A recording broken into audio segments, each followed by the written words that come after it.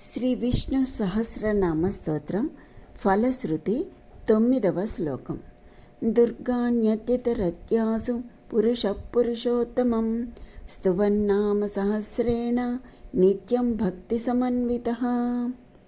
ఇందులో పురుష అనగా ఏ పురుషుడైతే భక్తి సమన్వితః భక్తితో కూడి నిత్యం అంటే ప్రతిరోజు పురుషోత్తమం అనగా పురుషోత్తముడైన శ్రీ మహావిష్ణువును నామ సహస్రేణ అనగా ఈ సహస్రనామము చేత స్తువన్ స్తుతించును సహ అతడు ఆసు శీఘ్రముగా దుర్గాణి కష్టములను అతితరతి అధిగమించును.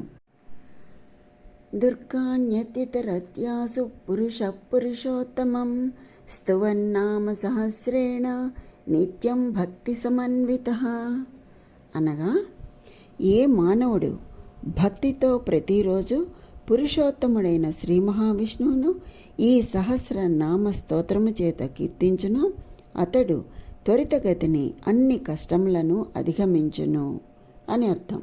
స్వస్తి.